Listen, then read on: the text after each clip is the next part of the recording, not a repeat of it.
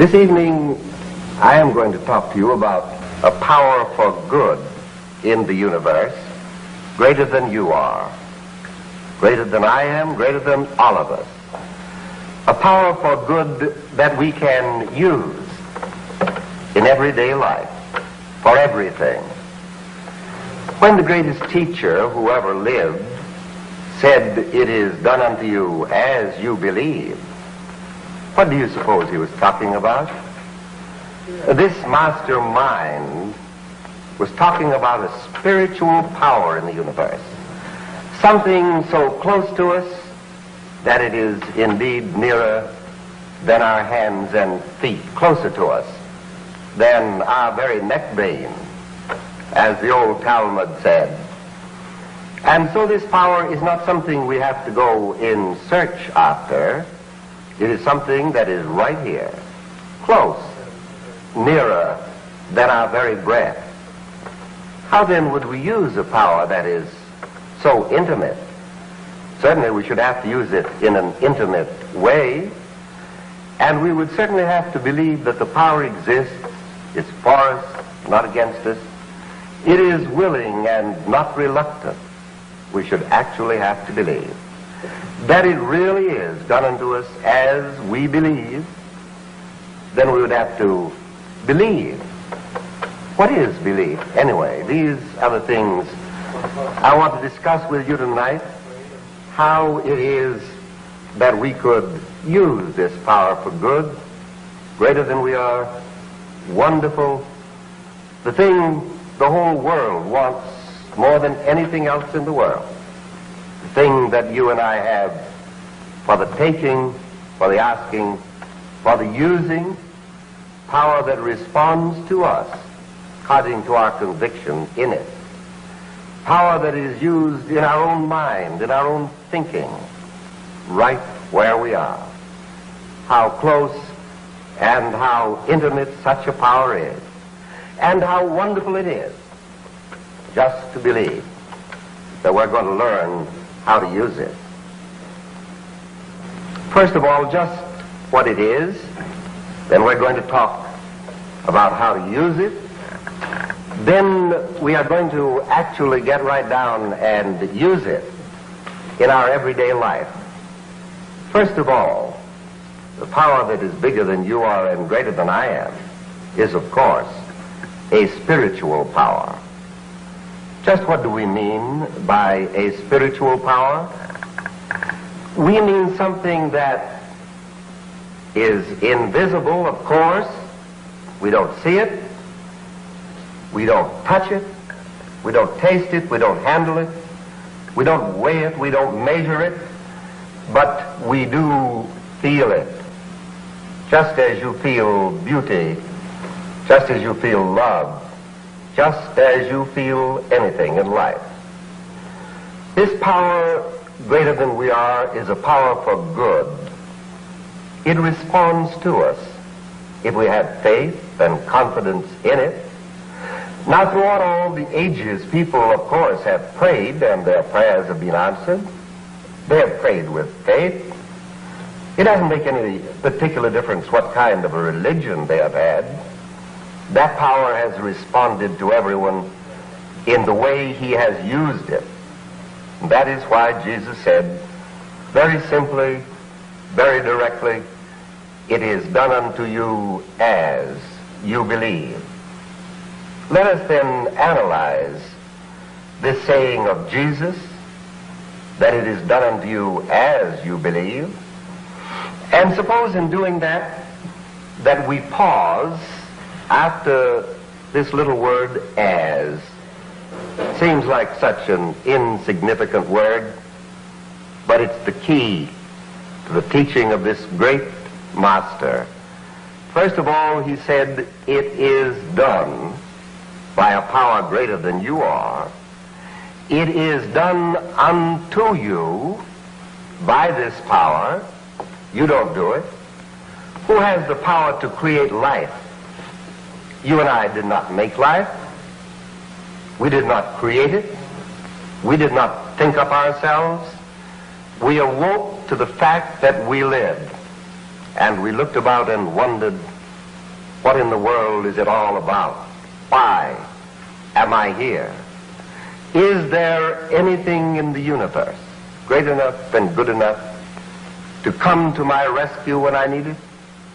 Quiet me if I'm disturbed, to bring peace to my mind if I am disquiet? Is there really power in the universe greater than I am? And is it good? And can I use it? And Jesus said, "It is done unto you." There is a power that operates for you. And how does it operate? It operates as you believe. Now suppose we try to analyze just what do we mean by belief. It's a peculiar thing, but it's very important. We do not believe a thing just because we affirm it. I might say I believe there is an elephant here, but there isn't any elephant. I might say there is thunder and lightning here, but I know there isn't. Belief is something that our own mind does not doubt. It is something that we ourselves inwardly do not deny. You can tell right off if you believe what you're saying. Shakespeare caused one of his characters to say, "My words fly upward, my thoughts remain below. Words without thoughts cannot to heaven go." So you and I do not have to study very much to see, do I believe that there is a power greater than I am? Why, of course we believe it.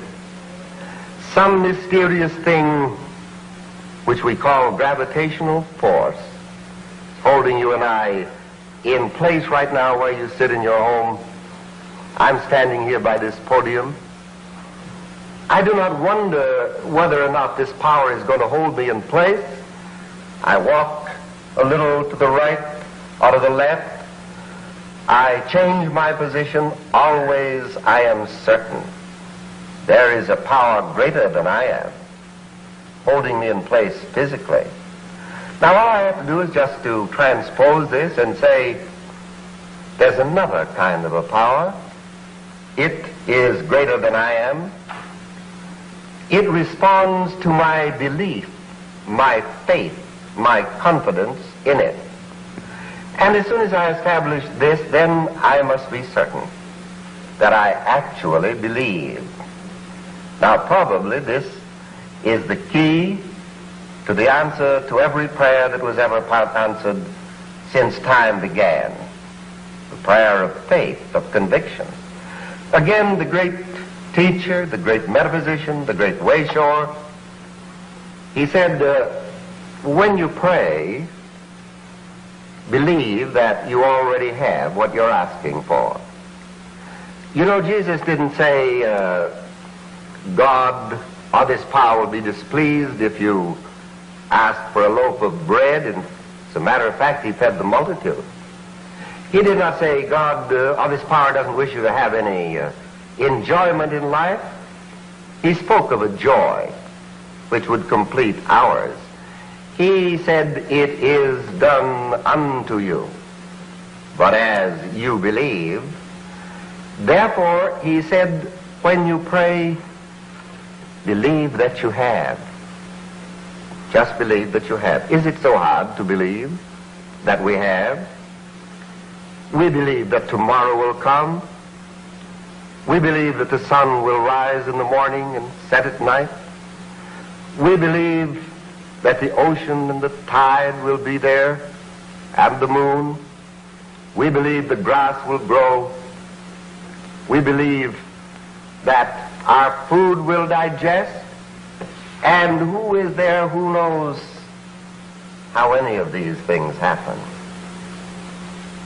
Did you ever stop to think that the united intelligence of the human race, all the scientists living, all the philosophers, all the theologians, everybody put together, does not know how it is that a hen can lay an egg, nor does it know how it is that a chicken can come out of an egg.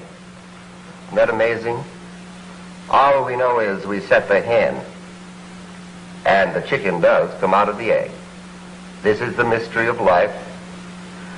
This is the mystery of faith, the power greater than we are. Jesus did not say, "What is your particular religion?" Spoke to every man in his own language. Just believe, and it will be done unto you. It seems too good to be true, doesn't it? And you and I will never know until we try it, as we're going to at the end of this short discourse. We're actually going to use this power, you and I, for a definite purpose. I'm going to use it for a definite purpose. You are. We'll watch and see. But let us be sure that we believe, just as we believe our food will digest, just as we know the sun's going to rise in the morning, just as we know that the world is still round, just as we know that you and I do not know how it is we can eat ham sandwiches, drink milk, tea or coffee, and have it turn into flesh, bone and sinew and blood and marrow. Everywhere we look, we are watching the mystery of life, the riddle of life. Someone has said, and I think rightly, that the riddle of life is understood only by him who knows that God is good, who makes a ladder of his faith and climbs from sense to soul, finds no line between mere human goodness and divine, but judging God by what in man is best, with a child's trust, leans on a father's breast. It isn't so hard to believe. We just haven't thought how easy it is to believe. And you know, if we just take it that way, and we'll say, yes, the world is round, I am held in place by some power, and now I'm going to believe in another kind of a power. It actually exists, and I'm going to try it. And then when we stop to analyze what is belief, what is faith, it's very simple. This is one of the great hurdles, however. People say, well, I just haven't got that kind of faith, merely because they think you're talking about something that's impossible. We're only talking about that which is completely possible, which is completely simple and direct, and something which you, in the secret place of your own mind, sitting there alone, you know it as well as I do. We all believe. We just haven't quite thought practicing our belief until something really happens. And then we have learned that while something in us rises and says no, the belief isn't complete, and what do we do then? We just reaffirm that belief. You know, the mind has a very interesting quality. It acquires habits through repetition of thought. And the person who will really take himself in hand, understand this, and say, even though there might be something in me that right now doesn't believe what I say, my words may fly upward and my thoughts remain below, I am still going to train myself. I know that this can happen. I know that there is a power greater than I am. There is nothing in me any longer that's going to contradict it. And quietly, sort of easily and gently, and I think flexibly. You know, did you ever stop to think you live with yourself most of the time? No matter how many there are whom you love, it is yourself that you live with all the time. It is yourself you're going to have to learn to be a good friend to. There is one who is a friend to all of us. And let us not say, am I good enough to use this power? Why, of course we are. The rain falls on us, doesn't it? And the sun shines for us, and the wind blows for us. There is no God who denies anyone anything that is good and right. So using the faith we have and believing in the power greater than we are, we sort of begin to expect things to happen. It would be a very interesting thing, even if it were only a game we were playing. How fascinating. How wonderful to believe that out of that which up until now perhaps we had thought was a wistful wish, a wishful dream, something that couldn't quite be true, out of all of this we have longed for and we have yearned for and we have wanted. Isn't it terrific? Right now, maybe those dreams can come true. Right now, maybe the desire of our heart is already met in some divine intelligence that knows the beginning from the end, just waiting for our cooperation. So we would be trying the most fascinating experiment we have ever had in our lives. That dream, is it difficult for an infinite power? That hope, is it too much to ask for? That yearning and that longing, do not we have a right to expect that whatever the intelligence is and the power that put us here certainly knows how to take care of us? Perhaps we just haven't believed. Now we're going to practice believing. We're going to say to ourselves, yes, there is a power. We can use it. We will use it. And then we're going to be intelligent and we're going to figure out how to use it until we ourselves believe. Wouldn't it be wonderful if you and I knew that there is nothing between the right desire of the heart, the yearning of the mind, the longing of the soul, and that which might be but our own belief or our own unbelief? And if that is so, then we have the proposition where we can handle it. For you and I can control our thinking. And we can come to the place, if not instantly, then certainly we shall come to it gradually. But it doesn't matter how we get there. We are going to come to a place where we believe in the power greater than we are, believe in ourselves because we know it, and believe even right down to the method we're using, that our own thought, our own meditation or prayer, whatever you choose to call it, will convince everything within us that seems to doubt. And perhaps out of all the doubt and the yearning and the longing, you and I will come to know there is a power greater than you are, than I am, and we can use it.